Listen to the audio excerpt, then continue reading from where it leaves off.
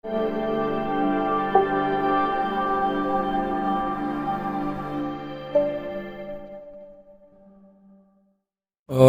દોસ્તો, એક કહેવત છે કે કોઈ પણ કાર્ય જો તમારે કરવું છે તો એ કાર્ય માટે તમારા જે ઘરના વડીલો હોય એમની સલાહ લેવી જરૂર છે, કારણ કે એમની સલાહ તમને સફળતાના માર્ગે લઈ જતી હોય છે. ત્યારે હમણાં આપ પણ જાણો છો, અમે દરેક તાલુકા વાઇઝ ફરી રહ્યા છીએ, દરેક બુદ્ધિજીવી વ્યક્તિ છે એમની સાથે ચર્ચા કરી રહ્યા છીએ કે અખિલ કચ્છ સુન્ની મુસ્લિમ હિતરક્ષક સમિતિ જે કચ્છનો અવાજ છે, જે સમિતિ એવી છે કે એના માધ્યમથી ઘણા એવા સારા કામો થયા છે, અને સમિતિ એકમાત્ર એવી છે કે એના એક અવાજથી લાખોની તાદાદમાં મુસ્લિમ સમાજ એકત્રિત થતા હોય છે.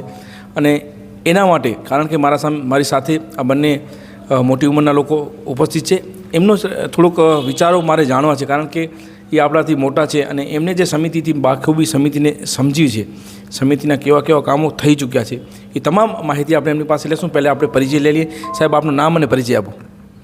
જી, મારું નામ છે રાયમા હાજી મોહમ્મદ બખર, નખત્રાણા સુરલભીટ. હાઈ સાહેબ, આપનું નામ અને પરિચય આપો. બાર હાજી મુસા હુસેન, ગામ નખત્રાણા. નખત્રાણા ગામમાં છીએ. હાજી સાહેબ, ખાસ કરીને હાલ અખિલ કચ્છ સુન્ની મુસ્લિમ હિતરક્ષક સમિતિના પ્રમુખની વરણી થવાની છે, જિલ્લાના પ્રમુખની વરણી. ત્યારે આ સમિતિના કામો કેવા કેવા અત્યાર સુધી થયા છે, અને આપને કેટલી આશા છે પ્રમુખ પ્રત્યે, જે પણ પ્રમુખ બનશે શું કામો કરશે? જી, મુજો પહેલો પ્રશ્ન એ છે કે હું પણ 11 વર્ષથી મુતવલી અહીંયા સુરલભીટ મસ્જિદ છું, અને બેઓ હિંટાણા તાલુકે જો હું પ્રમુખ અહીંયા નખત્રાણા તાલુકે જો હિતરક્ષણ સમિતિ પતિથી.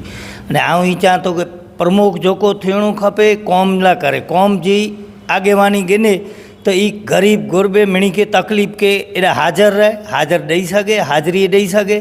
અને એ કેડા પણ એને કે કોઈ કામ હોય તો પેન્ટ જા કામ છાડે, પણ કોમ જો કામ કરે, કોમ જી વફાદારી કરે. અને બાવા મુફ્તી સાહેબજી જો કોઈ સમિતિ બનાવેલી है तो इन मथा पा कुर्बान वञो, અને મુસ્લિમ સમાજ સજી હાજર હોય હતી તો અसीं ई चवता કે इनमें ખાસે में ખાસો અને ટાઈમ દઈ શકે એડે કે પ્રમુખ પાંકે બનાવજો ફરજ. પ્રમુખ એટલે લીડર, અને લીડર કેવો હોવો જોઈએ કે નિષ્પક્ષ હોવો જોઈએ, કે જેના માટે પહેલી સમાજ પછી અન્ય કામ. તો ખરેખર લીડર બાબતે આપ શું કહેશો? અસલામ વાલેકુમ. લીડર તો એવો જ જોઈએ ભાઈ કે અત્યારે જે ઝીણી પ્રજા છે એ તો હોદ્દેદાર સારું તલસી રહી છે ભાઈ, એવો ખપે કે. અને અલહમદુલિલ્લાહ જે આગળ હતા એ પણ કામ સારા જ કર્યા છે, અને આ સમિતિ જે છે સારા જ કામ કર્યા છે, એકદમ સક્રિય રહ્યા છે. અને અત્યારે તો જુવા જે છે ને એ પણ સક્રિય રહ્યા છે. એને હલાવવાવાળો એવો માણસ એક્ટિવ ખપે કે બાવાનું નામ પણ રોશન રહે હંમેશા, અને આ સમિતિનું નામ રોશન રહે. મુફ્તી કચ્છ સાહેબ એક કોમી એકતાના પ્રતીક હતા, અને સાહેબ એમનું એટલું નામ હતું કે એમને હંમેશા લોકોને દુઆ આપી છે. અને એક આ સમિતિ એ એક એમની અમૂલ ગિફ્ટ છે એક સમાજ માટે. હું કહું કે આ સમિતિના માધ્યમથી ઘણા એવા કામો થયા છે, અને હજી તો આપને પણ ખબર નથી, કારણ કે સમિતિના લોકો જે પણ આગેવાનો છે એ ઘણા એવા સમાધાનોમાં પણ ગયા છે અને ઘણા એવા સમાધાનો પણ કર્યા છે. પરંતુ હવે ધીમે ધીમે જ્યારે સમાજના આગેવાનો ઉપર જે મોટી કહેવાય ને કે જવાબદારી આવશે, તો આપણી સમાજમાં સૌથી વધારે તકલીફ છે તો એ સમાધાનની છે. નાની નાની વાતમાં ક્યાંક ઝઘડા મોટા મોટા થઈ જતા હોય છે, અને બંને ભાઈઓ હોય છે કે સગા સંબંધીઓ છે, ક્યાંક ને ક્યાંક નાની નાની વાતમાં સંબંધ એવા હારે જતા હોય છે કે એકબીજાને બોલાવતા નથી, અને કોર્ટ મેટરમાં થકા વધી જતા હોય. ત્યારે હિતરક્ષક સમિતિને આ બાબતે શું સ્ટેન્ડ હોય? સાહેબ, એનામાં અમે અમુક એવા સંબંધ કર્યા છે. અમે ક્યાંક ઝઘડો થતો હોય ને ખૂન ખરાબા માથે જતા હોય ને હિતરક્ષણ સમિતિના જે આગેવાન જઈ અને અહીંયા સમાધાન કરે છે, ત્યારે સમાધાન થઈ જાય છે. અને મુસ્લિમ કોમ છે, આ બાવાનું નામ જ્યાં પડે છે ત્યાં નમીએ દઈ જાય છે. કદાચ કે એનું નુકસાન હોય ને તો એ માફ કરી નાખે છે કે આ આગેવાન મુફ્તી સાહેબની જે સમિતિ બનેલી છે અને એના નામ માથેથી અમે માફ કર્યું છે. સમિતિમાં આપ તો વડીલ છો, એટલે પહેલાં કેવા કામો સમિતિમાં થઈ ચૂકેલા છે?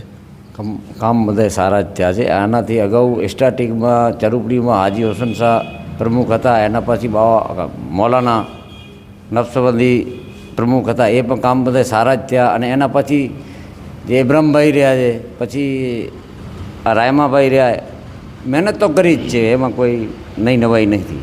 મતલબ લોકો સમિતિના નામથી જ ઓળખે, પ્રમુખ કોઈ પણ આવે, પણ અખિલ કચ્છ સુન્ની મુસ્લિમ હિતરક્ષક સમિતિ અમારી સમિતિ છે, અને એ સમિતિને લોકો ઓળખી રહ્યા છે. જી જી જી, એનાથી જ ઓળખી રહ્યા છીએ અમે સુન્ની મુસ્લિમ સમાજ.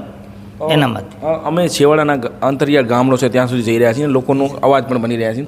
પરંતુ લોકોનો વધારે અમને એક મંતવ્ય આવે છે કે ખરેખર એજ્યુકેશન બાબતે આપણી થોડી જે આદત છે અને આપણી જે હાલની જે પરિસ્થિતિ છે ક્યાંક ને ક્યાંક આપણે નહિવત એજ્યુકેશન આપણી સમાજમાં છે, તો એ બાબતે આપ શું કહેશો? સાહેબ, એનામાં પણ જરૂરી છે. એજ્યુકેશન છે જ નહીં સમજો એવું છે. છતાં મહેનત કરીએ છીએ. અમે ગામમાં જઈને અમે માણસોને ભેગા કરીને કહીએ છીએ કે એજ્યુકેશન છે, પછી દવાખાનું છે, પછી પાળેતરો છે, એનામાં ઇલમની જરૂર છે. તો ઇલમ માટે અમે અહીંયા પણ કોશિશ કરીએ છીએ. આ બધા અમે આગેવાન જ છીએ. આ મહેમૂદભાઈ છે, અબ્દુલભાઈ પ્રમુખ છે, હાજી હુસન મુસા હુસન એ પણ ઉપપ્રમુખ છે કુંભાર સમાજના. તો અમે એ ટ્રાય જ કરીએ છીએ કે ભાઈ એજ્યુકેશન માટે વધારે અને દીન અને દુનિયાવીરી બધા માટે આપણે તાકાત કરવાની છે અને એ કામ કરવાનું છે. આગળ મુસ્લિમ સમાજને ક્યાં પણ તકલીફ ન પડે. અને અગાઉએ જે પણ કામ કર્યા છે બધા સારા કર્યા છે. પ્રમુખો ઉપપ્રમુખો મહેનત કરી છે અને સમિતિ સારી જ હાલે છે. અખિલ કચ્છ સુન્ની મુસ્લિમ હિત સમિતિના જે પ્રમુખ હતા અબ્દુલભાઈ રાયમા, એમણે એક મુહિમ ચલાવી હતી વ્યસન મુક્તિ. બહુ સારી મુહિમ ચલાવી અને લોકો સુધી એ મુહિમનો અવાજ બનીને અબ્દુલભાઈ ગયા છે. વ્યસન મુક્તિ માટે જે અબ્દુલભાઈ ભાર મૂક્યો હતો, આ ખરેખર આપણી સમાજના યુવાનો વ્યસનના ભરણામાં છે, તો એ બાબતે આપ શું કહેશો? એમાં અબ્દુલભાઈએ ખૂબ મહેનત કરી અને ગામ મિટિંગો કર્યું હતું અને જુવાને સમજાયો. પણ અત્યારે માહોલ એવો છે કે જુવામાં આપણે એના કહેવાથી લગભગ 4 થી 5% ફરક પડ્યો, બાકી પાછો એમને છે. એટલે એ પણ એક મુહિમ ચલાવી હતી, ચલાવી શકીએ એમ છે. અહીંયા આજના યુવાનો જે વોટ્સઅપના માધ્યમથી નાના મેસેજમાં ક્યાંક ઝઘડા થઈ જતા હોય છે, વોઇસો નાખતા હોય છે કે આ ના જોઈએ આ જોઈએ, તો ખરેખર આપ એક વડીલ છો અને વડીલ એ સમાજનો એક એવું વ્યક્તિ હોય છે કે તમે અમારો એક સ્તંભ છો. સ્તંભ તરીકે આપ સમાજને શું મેસેજ આપશો? સાહેબ, સમાજને તો અમે રાત ને દિવસ કહીએ છીએ કે તમે આ જે મોબાઈલમાં મોઢું નાખો છો એ કરતાં તમે 5 ટાઈમ નમાઝ પઢો, કુરાનની તિલાવત કરો, સ્કૂલમાં ક્યાં ન ભણવા ગયા હો તો એ ભણવાનું સબક લ્યો. તમે મોબાઈલને મૂકી દો. મોબાઈલને જો તમે જાળી રાખશો તો તમે બરબાદ થઈ જશો. ખાસ કરીને સાહેબ એક મોટો પણ પ્રશ્ન આવી રહ્યો છે કે જે પણ આપણા વાલીઓ હોય છે, જે પણ દીકરાઓ દીકરીઓ ભણવા જાય છે, ત્યારબાદ જેને શાળામાં લેસન આપવામાં આવે છે, ક્યાંક વાલીઓ ધ્યાન નથી દોરતા બાળકનું, ભાઈ તું ધ્યાન અભ્યાસમાં ધ્યાન દે. ખરેખર એ અવેરનેસ સમાજમાં છે એટલી? એ તો વાલીઓ જ લગભગ અભણ છે, તો એ બિચારા શું દે. બાકી એના માટે સ્કૂલ માટે ચાવંત રાખે અને સાહેબોને જે ભલામણ કરે અને એનામાં જ અવડ જવડ કરે તો એમાં થોડો ફરક પડે. બાકી તો એ લેસન પોતે નથી ભણેલા તો કેમ લઈ શકશે? આપ સમાજના વડીલ છો, સમાજના વડીલ તરીકે જે પણ પ્રમુખ બનશે એને શું મેસેજ કરશે? સાહેબ, અમે તો એમ કરીએ છીએ કે જે પણ પ્રમુખ બનાવશું એને અમે કે પહેલે તો એ જ કહેશું કે શિક્ષણ, આરોગ્ય અને દીની તાલીમ આપો અને તમે ગામમાં મહેનત કરી. આપણે જે આ મોબાઈલ પાછળ હેરાન થાય છે, જે ઝઘડા થાય છે, એના માથેથી આપણે ધ્યાન દેવાનું છે. જે આ સમિતિ છે બાબા સાહેબનો એક અમૂલ તોહફો છે સમાજ માટે, એને સેવ કરવા માટે, એને સાચવવા માટે યુવાનોને શું મેસેજ આપશો? યુવાનો તો પહેલો તો એને પ્રમુખ બનાવવાની વાત છે અને બાબા સાહેબના પરિવારના નેજા હેઠળ જ આપણે પ્રમુખ બનાવીએ, અમીન શાહને રૂબરૂ, અને એ પ્રમુખ સારો રહે તો યુવા તો અત્યારે એવા છે કે તાલુકા વાઇસ કે સક્રિય જ છે. એને ચલાવવાવાળા માણસો ખપે એ બાવાના નેજા હેઠળ અને એક સારો આપણે પ્રમુખ જોઈએ એવી અમારી આશા છે.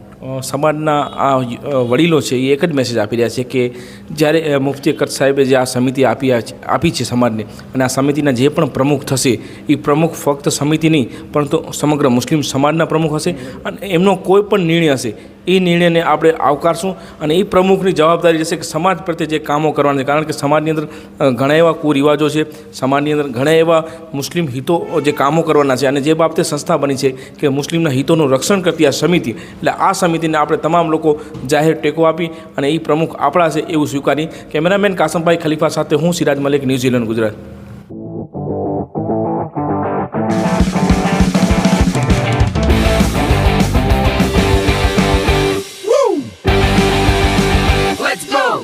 रियल फ्रेशनेस का अनुभव यश सॉफ्ट ड्रिंक्स.